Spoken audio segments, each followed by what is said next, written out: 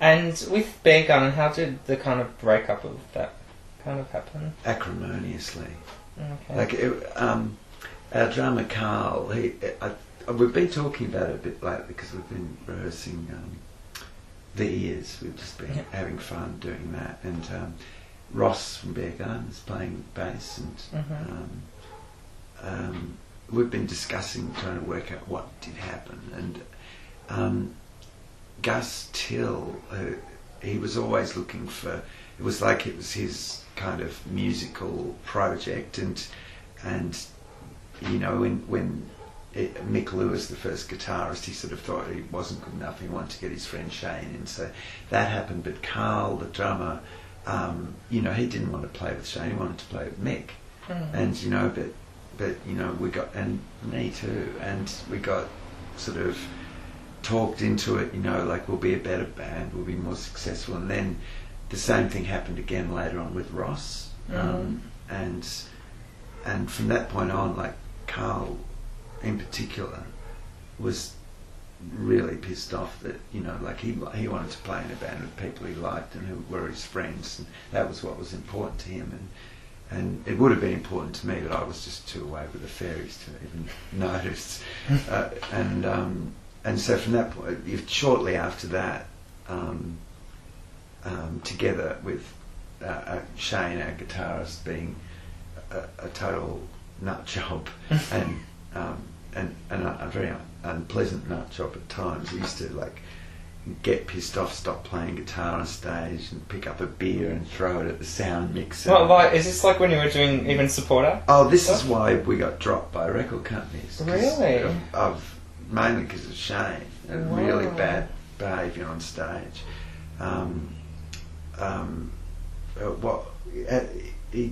The Mansell Room in Sydney, you know, it's the sleaziest gig in the world. And he said, no, we can't get booked there again. But we couldn't just say, you know, we had a booking agency and we weren't in that much control of what was going on. So we had to play in the Mansell Room one more time. And Shane said, and Shane, you know, halfway through the second song, he's in the audience drinking a beer and watching it, and he stayed there the whole time. Or he'd just stop playing in the middle of the song and eat a Chinese dinner. And you know, just be sitting by the amp. Like during the gig? Yeah, during the songs. And he'd start playing, he'd just decide that his parts were boring and just start improvising. And it was just, and then he got... He didn't ever, well, from the TV performances and stuff I've seen, he's behaved himself. If you notice on the drink, hey, it's Saturday, nobody except for me is playing their right instrument. Shane's playing keyboards, Gus is on guitar. Yeah, actually I saw Gus on guitar. They all thought that it was just, you know, by that stage, they were all just, I don't know what was in their heads. I mean, I was so angry at them that they were, you know, I said, look, this is you know, aren't we here to... So were you kind of like the only one taking the band kind of seriously? Well, it got worse and worse. But I discovered, but by the end, I wasn't really enjoying the music anymore. There was a point where it had just there were so many new members with new ideas and stuff that the music that I'd loved and loved doing had sort of really got lost. And it was really turning into this weird prog rock sort of thing, and I didn't love it the way I used to. Were you and Gus like the main members? For most of it, yeah. We were really good friends, but in a way I didn't really... he sort of covered that music angle and was sort of, you know, kind of de facto musical director, and maybe I should have been to put my foot down a little bit more about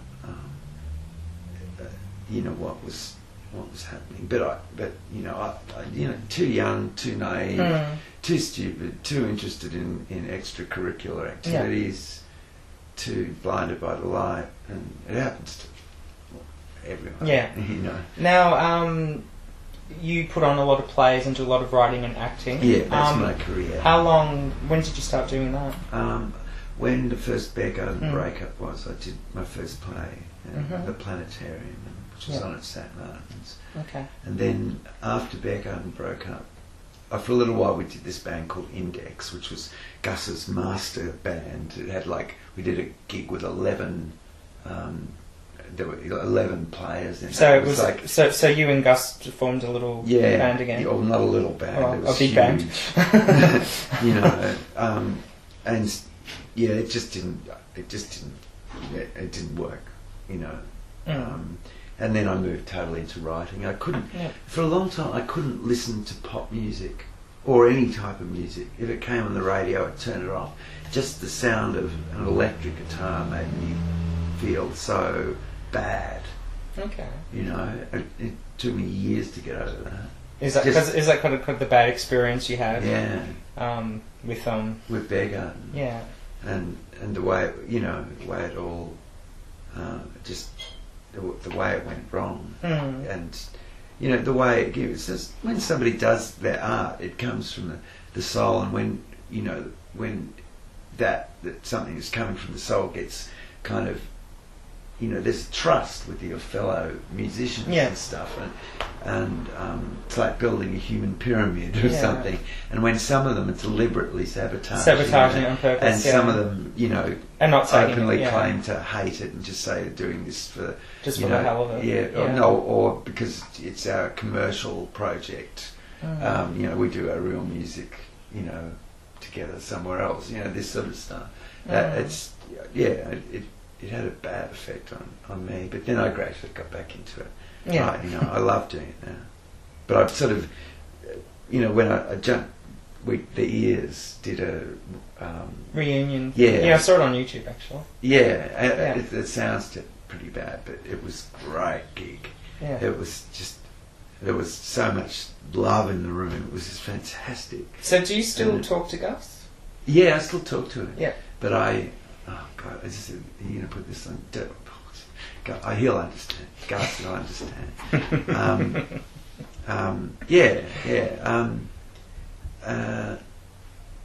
Of course, yeah. He lives in Bali. Oh, he's just into very different music to what I'm into. Yeah, I know he's in Bali because I've talked to him on Facebook before. Oh, okay. Yeah. So we've kind of jumped back in, and having a whale of a time practicing and doing occasional gigs, and even doing new songs and making them, just doing music. And are you doing any more like plays and? Oh yeah, that's still my primary focus. Yeah. Like that's where I mean, in terms of kind of success and actually achieving good stuff, that's where that's where it all lies. And how many of your plays have you actually acted in? Acted in? Yeah. Seriously, I don't know, maybe 2 or 3. Okay. Like full length ones. Yeah. I've done lots of little ones. Yeah. I do little crazy monologues. Did you enjoy acting? Yeah, I like acting. I don't know. Some people like my acting. I like my act. I really like my acting, but I don't know how versatile I am. I'm a bit of a character actor. I play crazy people, and I was a big Friendly Giant earlier this year. Okay. In a Roald Dahl, and did it in a kid show. Okay. I was in a mask, nobody. Yeah. It wasn't going to be like Normie Rowe doing pantomimes. Sort of thing. But no, that was with my my friend Lynn Ellis, who's a theatre director. We were partners for 12 years, and we're still very close friends. And she does these crazy subversive kid shows at RMIT. Oh. And,